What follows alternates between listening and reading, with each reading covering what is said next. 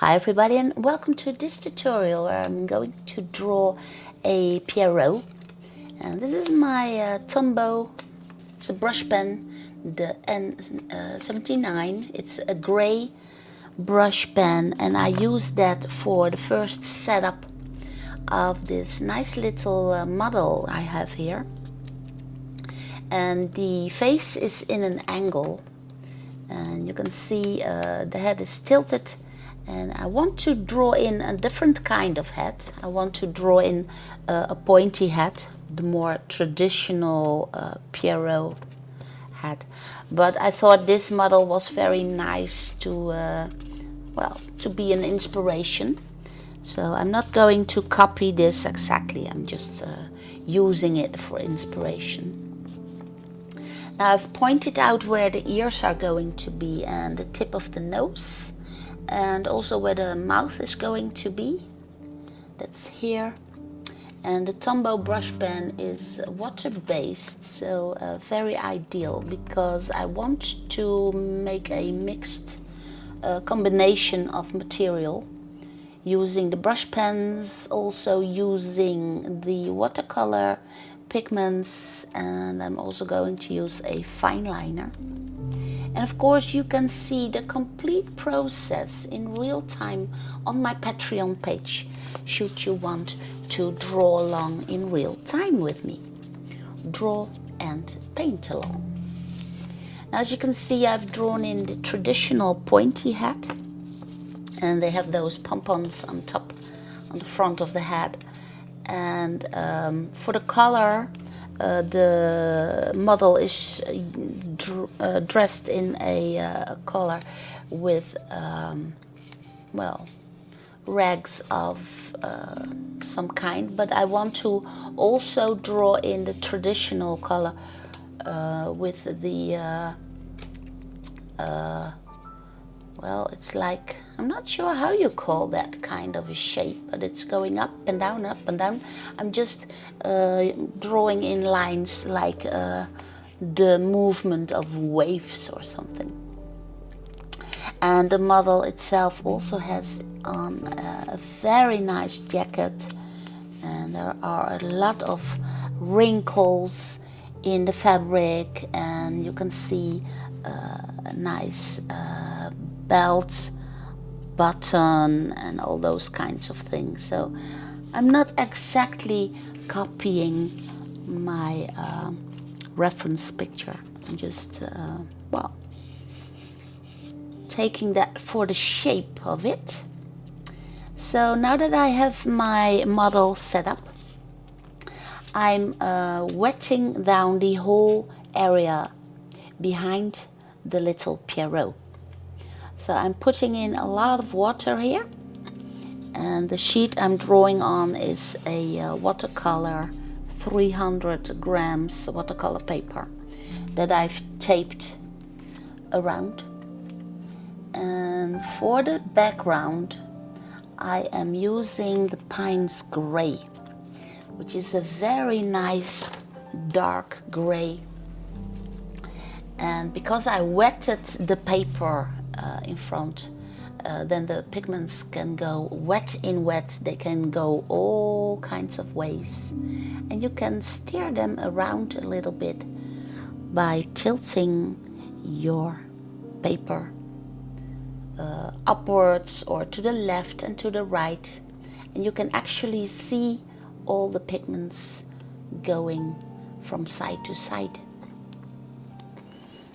Drawing and painting with watercolor is always a little bit of a surprise, of course, because the pigments want to go their own way.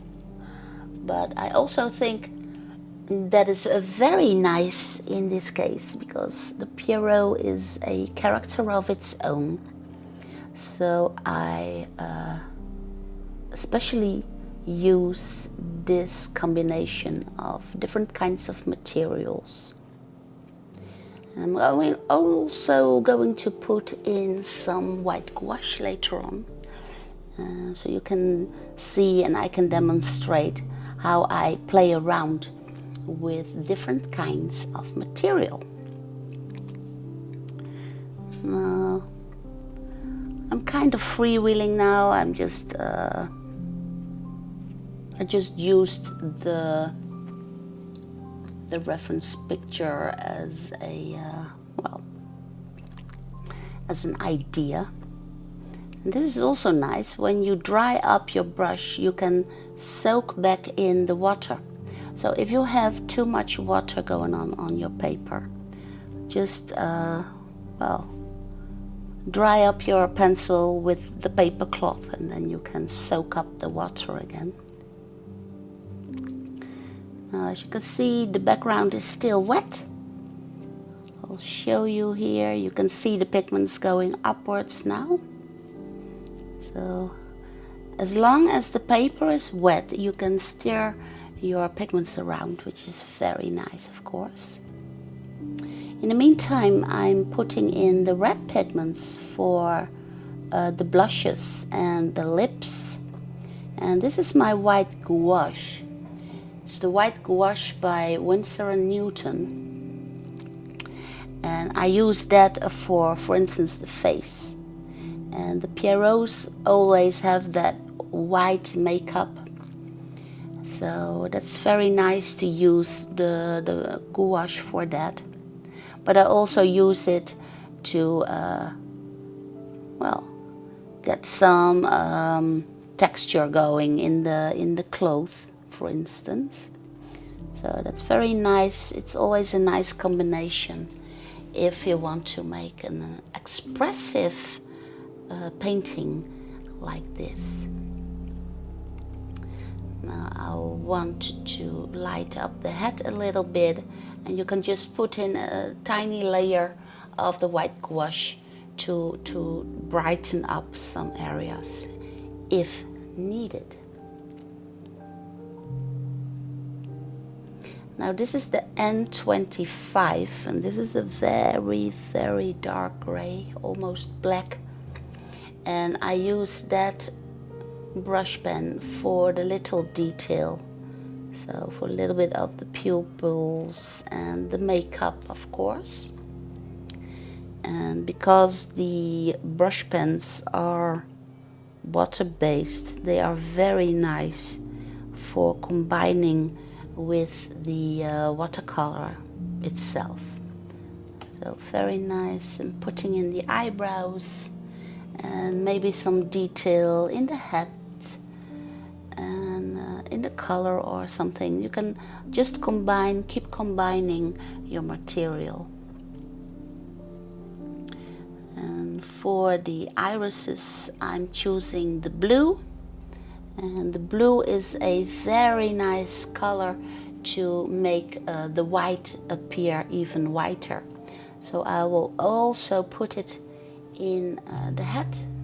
And as you can see, now the head looks very, very white indeed. So a little bit of extra red in the blushes. Just put in enough. And I'm always keeping in mind that once watercolor dries up, it's always a little bit lighter than it is when it's still wet. And I also want to get that drippy effect in the face, like tears were rolling down or something. And what is also a very nice effect, that is a little bit of shadow just behind your model, so that it looks like she's sitting in front of a wall or something. And I want to make the eyes drip a little bit more, so I'll put in a little bit of shadow there. Make it a little bit more drippy and droopy, and she has been crying or something, I'm not sure, but I like the effect anyways. So I want the makeup to tear down a little bit. Here and there a little bit of detail. I want to lighten that part up for the side of the face. The light is coming from the right side, so I'll just ease that down a little bit. And this is the Staedtler fine liner. Now this one is waterproof, and I'm adding just a little bit of detail here in the color of the neck color here, just to get some contrast going. And well, then it's finished. It's just a quick sketch, very impressionistic or something, but very much fun to do. So I hope you will give this a try. It's a nice technique to put your materials together, and should you want to see the whole process, of course, you can find that on my Patreon page.